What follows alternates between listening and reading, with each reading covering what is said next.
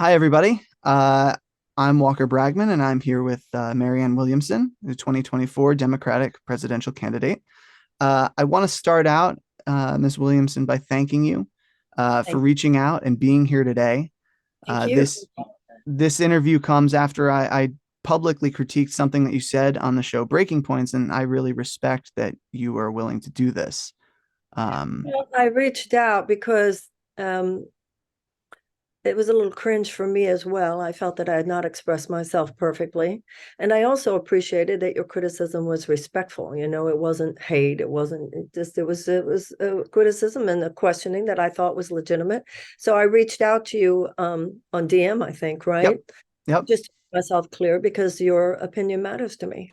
And you know that I'm a big fan of your political critique generally. I really do appreciate Thank you. a lot of the positions that you put forward, which is why I felt comfortable bringing that out and saying, "Oh, what's going on here?" So let's address that because I think it'll be a good jumping off point for our discussion.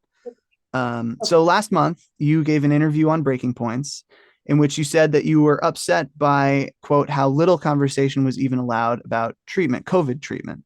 And you specifically named hydroxychloroquine and ivermectin and suggested that elites in America were sort of having one conversation while the general public was having another one. You said that there is a good argument that vaccines were effective at reducing severe illness and death, but that there were risks that were not communicated.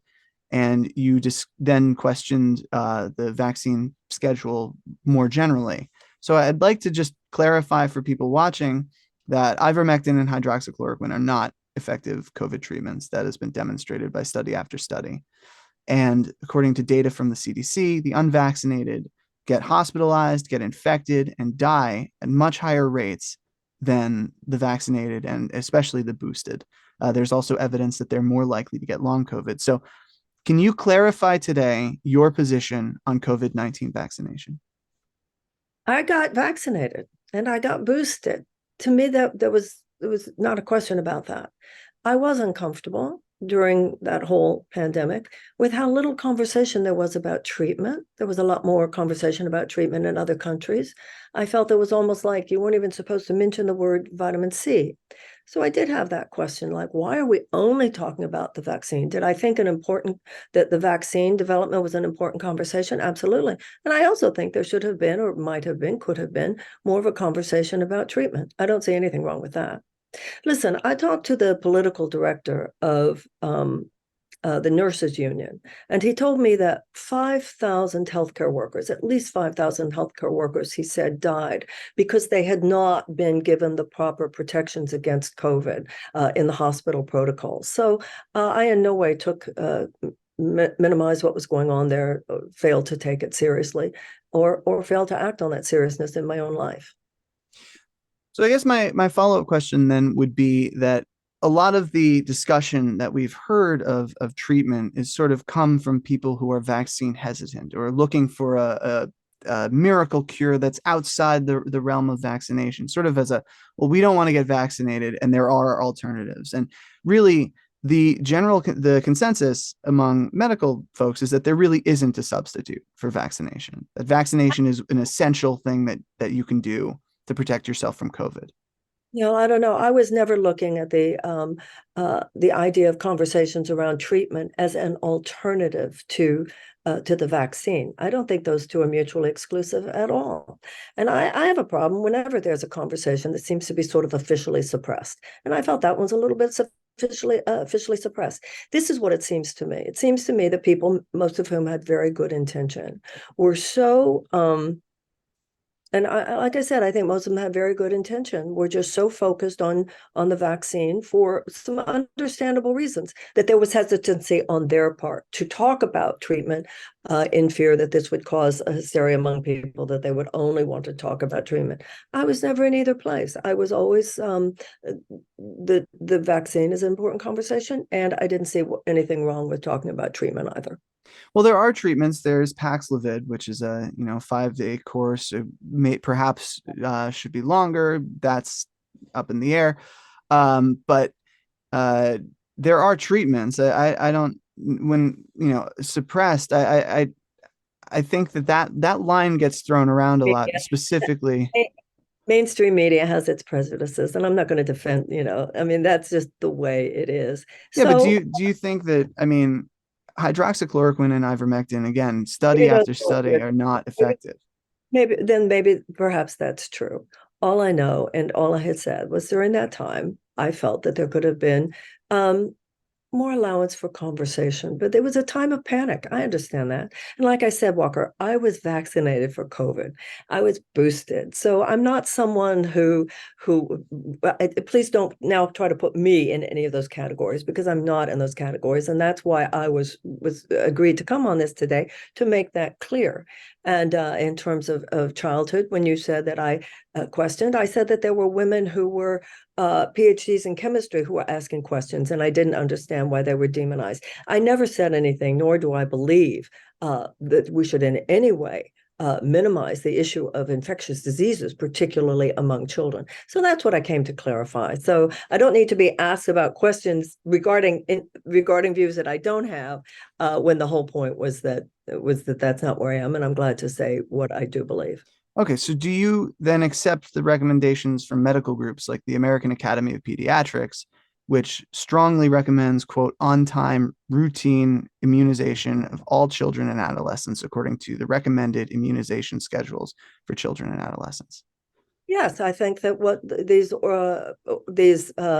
official agencies have to say is always important. But at the same time, I also understand. I think the CDC is an example. I think the FBI is an example. I think the CIA is an example. I think the Defense Department is an example. I think the EPA is an example. We are living at a time where people have skepticism, some of which is based on previous experience, where they don't feel that they were definitely given the real scoop. And that's how I feel. That's how I feel about across the board. It's nothing about medicine for me, specifically in any way, shape, or form. And yes, I do have a concern about the over influence of the pharmaceutical industry on all of our health organizations. I certainly listen to doctors, but I'll tell you something. I've heard many doctors express concern about the over influence of pharmaceutical companies. That's all. I'm not the type of person who just stands in line behind anything or anyone. I think healthy skepticism is part of a part of good citizenship. Having said that, I don't think it's good for America that there is such almost ubiquitous skepticism. That's not healthy for us. But some of that skepticism, the skepticism that I believe is over, is not appropriate, comes from the fact that there have been too many cases where people feel that they did not get the proper scoop from the government. So the government needs to get its act together, and we all need to become more intellectually rigorous. That's all. So let's talk about that skepticism, because a lot of the skepticism of big pharma we hear goes back to the opioid epidemic, or um, you know, but a lot of it, a lot of what we hear today is, if you support vaccination, you're pro big pharma. I hear this line a lot from people who are vaccine skeptical. And I think you would agree that there's a difference between supporting predatory pharmaceutical companies and recognizing that the products that they're producing are life-saving, right? Isn't there a difference? Course, and once again, I'm not in that category, Walker. Oh no, I'm not trying to put you in that Point is, category. I'm well, just there's an implication here. So the point is, pharmaceutical companies, where would any of us be actually? I mean, we get sick, we take medicine. Sometimes that's life-saving medicine. Look at some of the treatments for cancer and the differences now between how much longer people can live. There's no doubt about that. And we know of cases such as in the opioid circumstance, where there was predatory behavior on the part of pharmaceutical executives. Listen, this is inherent in profit-making structures. That's really what's being questioned today. It's a malfeasance of hypercapitalism that's being questioned here, whether it has to do with our healthcare system, whether it has to do with insurance, whether it has to do with foreign policy and the military-industrial complex, whether it has to do with our energy policies and big oil. That's what we're talking about. We're talking about the constant temptation on the part of industries, wherever profit is to be made, to cross the line. And I think people have every right. In fact, I think it's a healthy thing in America today that people are recognizing that. Now, flipping over into everything they do is bad and becoming conspiratorial about everything, that I certainly don't live in that place. But listening to what people have to say, and knowing that some people may or may not always agree, but sometimes you listen to people, and that's a healthy thing. That's not a bad thing in my So, mind. so would you say that the biggest problem with the pharmaceutical industry is that they're profiting off of necessary life-saving medications, No, vaccinations, no, and no, no, no, treatments? no. I'm not. Wait, I'm having a hard time with some of this questioning because they're like leading questions. No, I am not saying that. There is such a thing as healthy profit. There is such a thing as healthy profit. There's such a thing as appropriate profit. But let's look at insulin. Okay. Uh, Insulin is free or near free in most every other advanced democracy. Every other advanced democracy has universal health care. And you know what we have in this country? We have people rationing their insulin. Right. No, I do not believe that the money that pharmaceutical companies are making on insulin is a righteous profit. Well, that's Now, that was what my question was about. Because throughout the pandemic, we've seen companies like Pfizer lobby hard to protect their intellectual property rights for a vaccine that is life-saving. that's Um, and and also for Paxlovid. And there have been global efforts to strip that IP protection. First was a proposal with the World Trade Organization, a TRIPS waiver, which is a waiver under the Agreement on Trade-Related Aspects of Intellectual Property Rights. Um, and that was put forward by India and South Africa. The US was a major stumbling block. right. Um, So and you're proving my now, point. yeah, You're and now there are efforts at the World poor Health countries. Organization. There were poor countries that couldn't even get a call back Yep, from these huge absolutely. oh, thank you. That's all I'm saying. That's Yeah. all I'm saying. Let's not pretend that everything is holy and pure over there. That's all I'm saying. Well, what I was going to ask you is where do you stand on stripping these companies of their IP for life-saving I medications, think that they treatments, and should have been. I think that they should have been. This is a matter of life and death. Capitalism is not God. Money is not God. Love is God. And this was a global horror, and ethical people would be standing forth to put lives first. Just sometimes it's like what you see with war profiteering. There's a difference between profit and profiteering. That's really what we're talking about here. Profiteering, profit is the engine of an economic system, of our economic system. Profiteering is a crime. It's a moral crime, even when it's not a legal crime. right. So poorer nations struggling to procure PPE, procure COVID vaccines, and therapeutics. That that would be you would call that a moral crime. Yeah, actually, when those people couldn't even get their calls returned, they couldn't even get their calls returned, heads of countries, just because they were poorer countries who wanted to just try to make a deal to get vaccines for their people, and they couldn't even get their calls returned because they weren't in the top echelon of advantaged countries in the world. You better believe I think it's wrong, and that's what I believe is wrong about too much of the way our political and economic systems run in the world today. That's why I'm running. So if you were president, you would support you would have supported the TRIPS waiver proposal from India and South Africa, which waived I think the ultimate one that got accepted by the U.S. was very limited to just vaccine IP, but the TRIPS waiver proposal by India and South Africa was much more thorough, included therapeutics, uh, PPE, vaccines, the know-how. So you would have supported that. Well, I would have to look at every word in that what was in that proposal, but I lean into the basic philosophy of that. And of course, why wasn't it done? Why didn't the US agree to that? Because of the undue influence of the pharmaceutical companies on our government. That is the point here. So there is this skepticism, I think, of public health and vaccination that it is pretty widespread in the U.S. And also somewhat on the left, which to me is pretty disappointing as somebody who has reported pretty extensively on concerted right-wing efforts to politicize public health that have gone back to early 2020 as a means of getting the economy back to normal. Um, why do you think it is so many people are skeptical of public health today?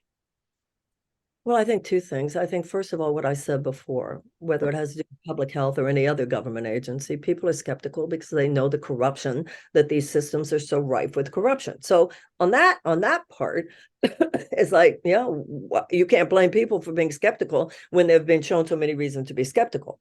On the other hand, there's a lack of intellectual rigor. There's a lack of intellectual rigor. Sometimes you have to walk and chew gum at the same time. Sometimes you have to recognize nuance. Sometimes you have to recognize, like I said before, there's profit and then there's profiteering, and they're two different things. So there's a lack of maturity sometimes in the political analysis of many people, and this lack of maturity is actually cultivated. It's cultivated online. It's cultivated in media, mainstream media, and otherwise. And I think that that's one of the biggest problems that confronts us now. This is not a time to not be deep thinkers. We need to be mature thinkers, and we need to be carrying on mature and honorable debates. And in the absence of that, I fear for our future. And I think that that's what's trying to emerge. People are sick of the childishness. At least I know I am sick of the immaturity, sick of people getting skewered online just because they don't agree with you on every little thing. That's the deeper problem here, is that we're not having adult conversations. And that So is as true as it is of the right, I'm afraid. yeah, so perhaps the best example of that, I think, is the support that your opponent, Robert Kennedy, has enjoyed early on in the race. Some of that support has, I think, evaporated as more people have come to understand what his positions are. But early on, he emerged as an anti-establishment figure for his opposition to lockdowns, which is quarantine measures, um, and vaccines. Do you think that there is a pressure? Have you felt a pressure to embrace these contrarian positions? Have you felt like people have pushed you to try to make you embrace those positions? Anything should be obvious now, Walker, anyone actually following my campaign. I say what I believe. Nobody's trying to get me to say what I don't believe or to not say what I do believe. That's why I'm running, to say what I believe is true, based on my own experience and my own analysis. Now, do I listen to smart people, many times smarter than me, in order to come to that analysis? Absolutely. But I'm not being pressured to take some political position. Bobby Kennedy, what you just said was true. He was seen as this big anti-establishment person. But then when you dig deeper beyond one topic, as he says, he's a free market capitalism Yeah. guy. His view, that's hardly anti-establishment. His views of the border to the right of Trump, his comments about Israel is sort of like an APAC conference in 1995. So, yeah, I think that there is less of a Bobby is big anti-establishment person than perhaps there seemed to be a few months ago. So can I ask you then about non-pharmaceutical interventions? So we're talking quarantine measures during surges, um, mandates, masks. Where do you stand on I those things in a pandemic? way I look at that is much the way you said earlier, that the government, this is what is so dangerous about not having trust in government. This is where you look to your government. You look to people who are putting together all the scientists, who are putting together all the statisticians, who are putting together all the medical people and coming up with the best views and deciding. That's what the function, part of the function of government in a national health emergency or any emergency. Where can we allow the market to handle it? Where can we allow human beings to just do what they feel best, as long as we give them the proper information? And where do we feel that it crosses over into a threat to the common good if we do not step in?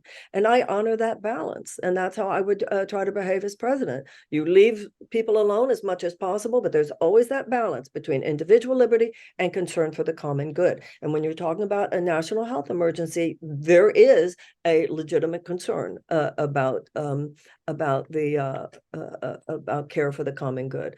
I like to think that most people involved in that decision making have the best of intentions, and I also think it's reasonable to recognize that, in any emergency, whether it's an individual dealing with an emergency or agencies dealing with an emergency, sometimes you look back and go, well, that actually wasn't the best call. Something might have been a better call, and you might not know it at the time.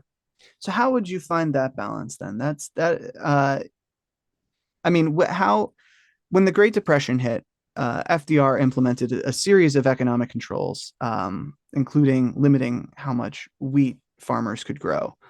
Today, people were balking at masks. Now, some of that was ginned up, astroturfed, but there was a market for it, right? There were the groups that were pushing to get people riled up. They were able to do so.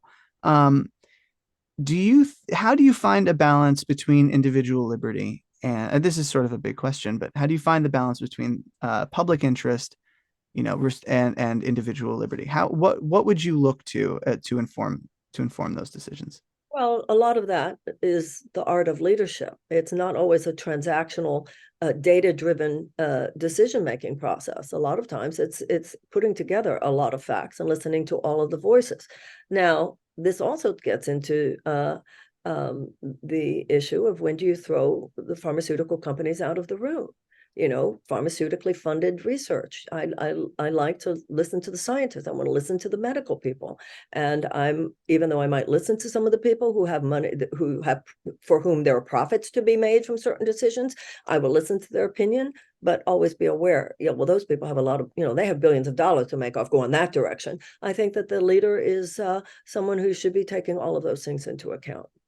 I go with the pure science, I go with the pure medical research, and the people who basically have no money to be made off it one way or the other. Those would be the ones who made it most into the inner sanctum. So to be very clear, you find a contradiction, or you don't believe. I apologize. You don't believe that any encroachment on individual liberty in a crisis is inappropriate. That there could be moments where limiting individual liberty is the appropriate response in a crisis, like COVID, where let's say 1 million people are have died, and millions more disabled. In a world of wide hypotheticals, yeah, I mean, being open to the possibility. And I also think that it's reasonable and not a bad side of the American character that we also say, hey, what are you doing? That we don't easily submit to that. Those tensions exist. They are not bad tensions. They are part of the health of our democracy, actually. Um, well, I certainly appreciate hearing that response. Do you think that we were too quick to give up on non-pharmaceutical interventions with COVID and just run with a vaccine-only strategy? Because it seems that was the approach that was The vaccine was an important thing. right, but and undeniably, to be clear to people who will watch this, the vaccines have saved millions of lives. Absolutely. But Absolutely. public health experts have long called for a Swiss cheese strategy, multiple layers of protection against the pandemic in order to save lives. Do you think that we were too quick to abandon some of those, say, mask requirements, for, I, say, travel? I think individual businesses made their own minds up. Individuals made their own minds up. I didn't have a problem being asked to put a mask on. I'm not someone who had a problem with that. I'm not someone who had a problem with someone asking me to put a Q-tip up my nose. I didn't have a problem with that.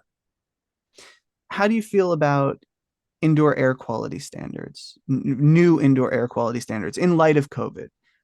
We just had a Higher indoor air standards, particularly the place where I'm most concerned about that is in public schools.